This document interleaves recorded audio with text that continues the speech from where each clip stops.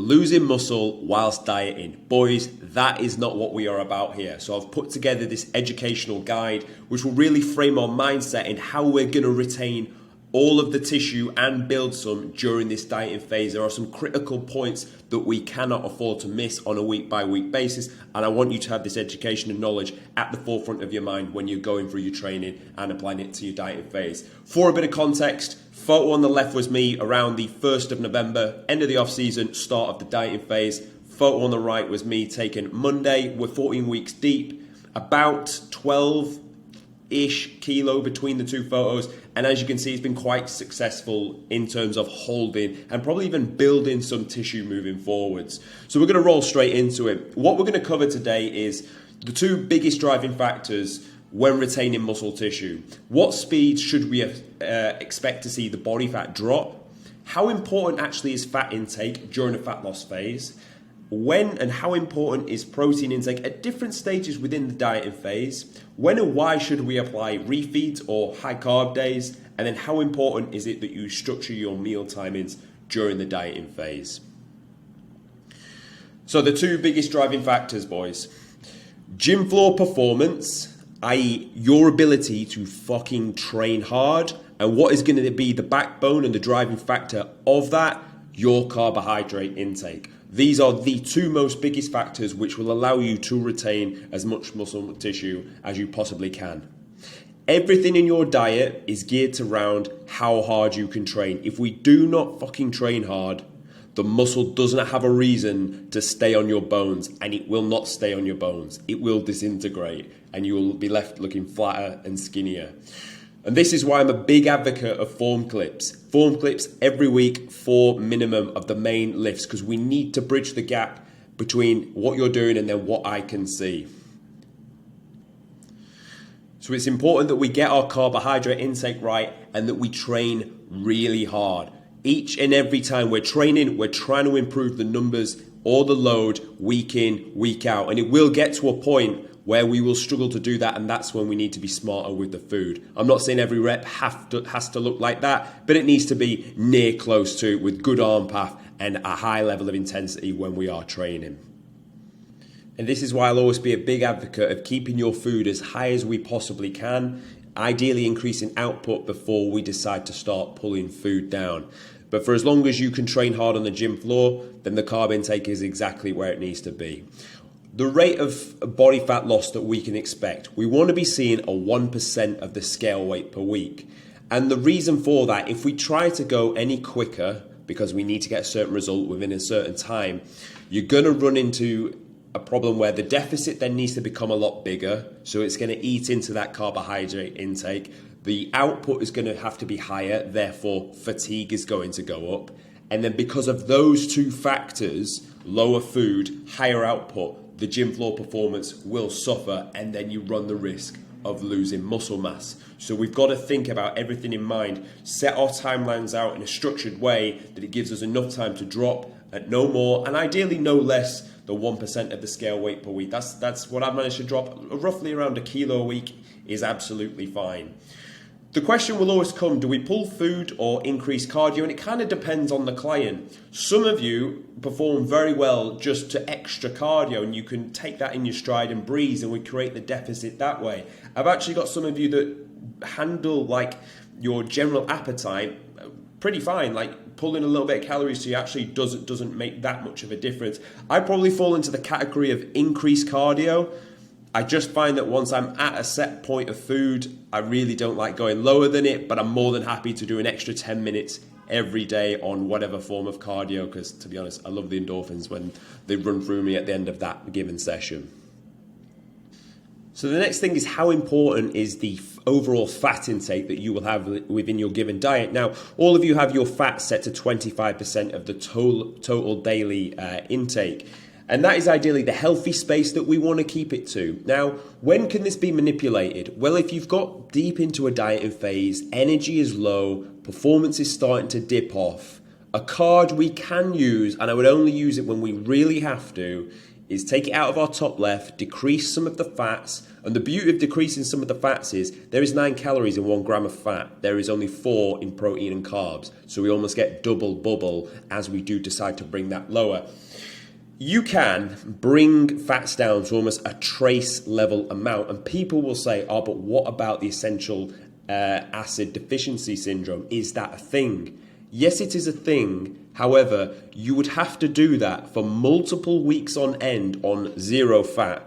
Now, for any of you that are running my diet, none of you are on 0 fat for as long as you are eating whole foods, which you are, which have been structured within the diet. So it was nigh on impossible for us and you guys within the team to be on 0 fat for long enough, by the way, that we'd not controlled this for you to run that risk. So it's a card we can use. It is not one I'm saying we're going to deploy tomorrow and you'll come to me saying, I want to drop my fat, I want more carbs. No, we're not going to do that because we're not going to use that card unless we really, really have to. And then you are weighing up how important the holding of muscle tissue is versus taking the fats down to a low point. Now, when it comes to hormones, of course, being in a dieting phase for a prolonged period of time will affect your hormones. Low food, high output, it's going to have that effect on you anyway. The next thing we'll move on to is protein intake at different stages within the diet. Now, I am a big advocate of, and you will know from how your meal plans are structured, protein is critical for muscle retention and it is the backbone of your meal plan. It is set to 2.4 of your lean tissue mass, and protein is very, very important.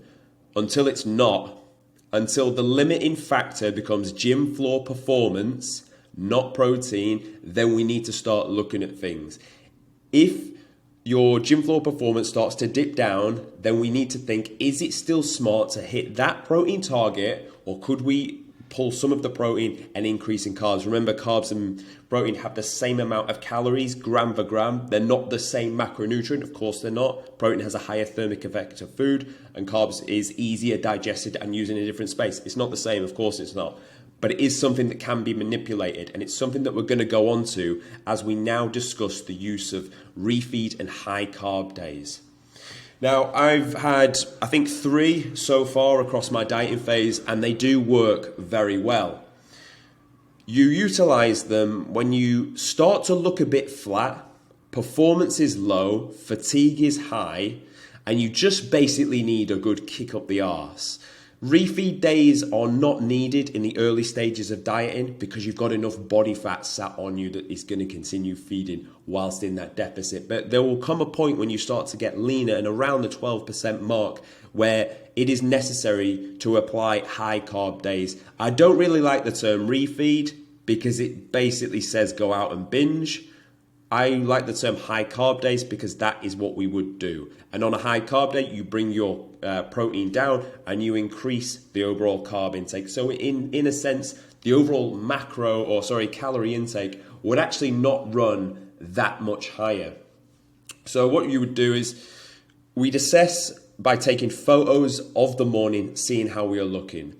I would then set your high carb targets relative to your given weight and also a metric that we've got to working it out. I'll decide whether we're going to run it over 1 day or 2 day, and then we will check in and see how you have responded to that.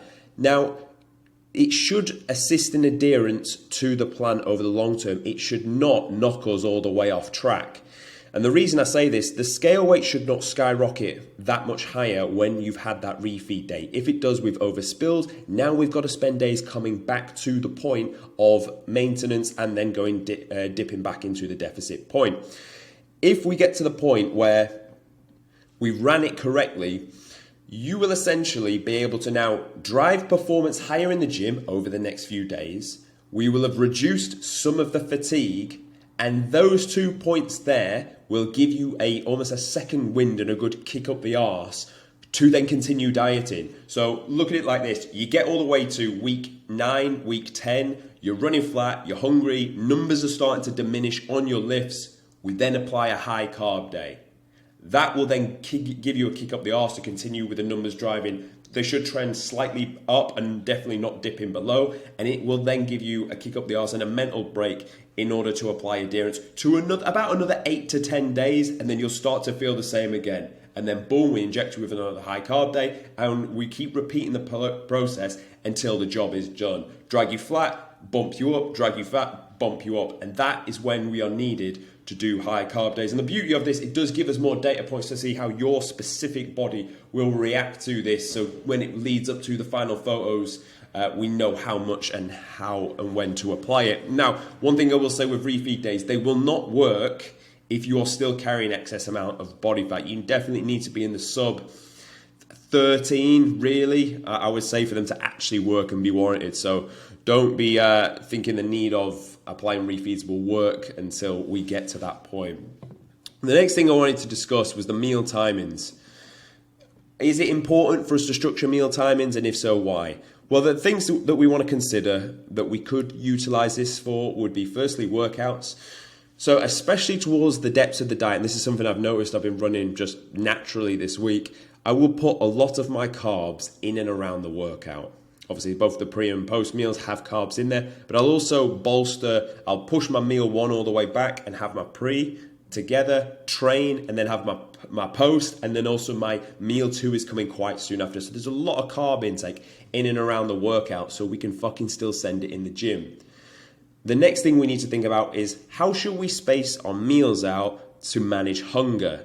You don't want to give yourself a window where there's 5 hours, no food going in, unless it is the morning. Like, I can get up at 6 and I can push it to maybe 10s, that's 4.